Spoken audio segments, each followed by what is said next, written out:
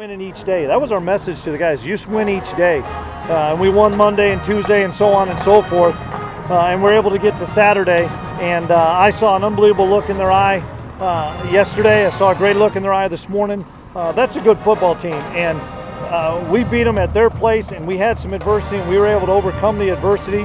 But these are how we're going to win games, guys. It's going to be grinded out games. And we wanted to run the football 45 times minimum for us to be successful. And I'm just looking down, sorry guys, I'm looking down, we had 57 rushes.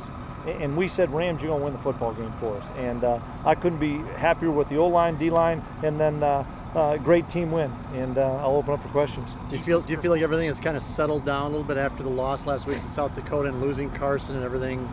Well, that's a good question as far as I think Easton will settle in now.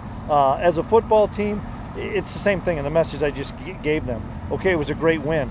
Now we have Southern Illinois and we have to go on the road again. Enjoy this for 24 hours, but on Monday we're going to come back and we're going to try to win that day on Monday. And I know they are at least walking out here with a lot of confidence. Do you feel like Stick found a certain amount of confidence in the second half there? It seemed like after they scored a touchdown, he really started to play well. He's a confident guy. He plays with swagger, and the spotlight wasn't big for him. He made a mistake, but it didn't rattle him. And that was the thing I looked at in the sideline. It didn't rattle him. You could tell he was pretty locked in. And as we all kind of found out, if we didn't know, the kid's an unbelievable athlete.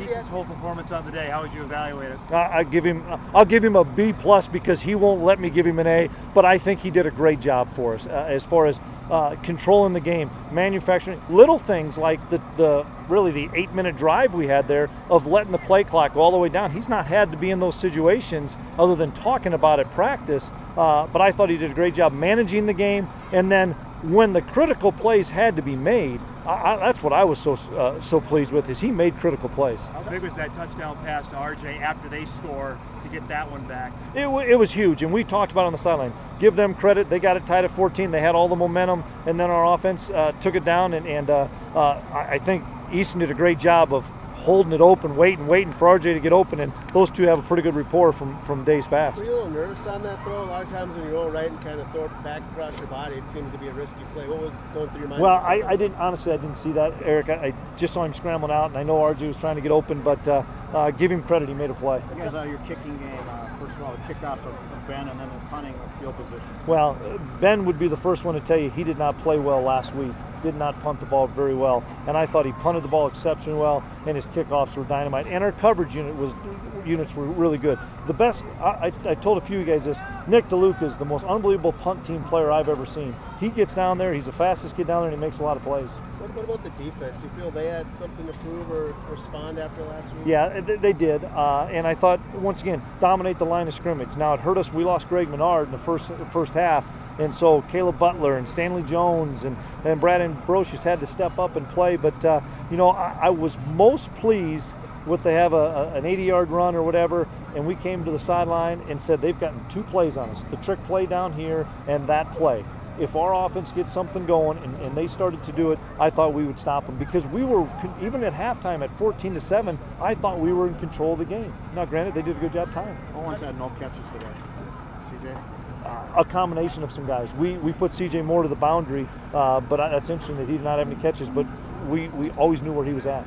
Did you plan to run Easton that much at the start of the game, or was it a matter of the running backs weren't shaking loose, and so Easton got more of a role? It was more of the looks that they were giving us, and they were taking away the A gap, the B gap, and so we had to make it more of a perimeter game with him. So it wasn't necessarily anything with the backs or anything.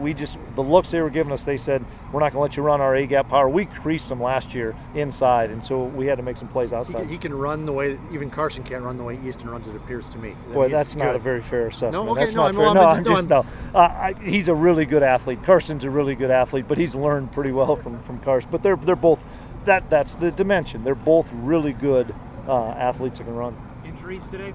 Greg Menard, I think it was a groin. And I think it was because he slipped. It was pretty slick out here, and so we'll probably evaluate him, but he's the only one that I know of. Easton will be sore. You said that the playbook would be kind of limited for Easton.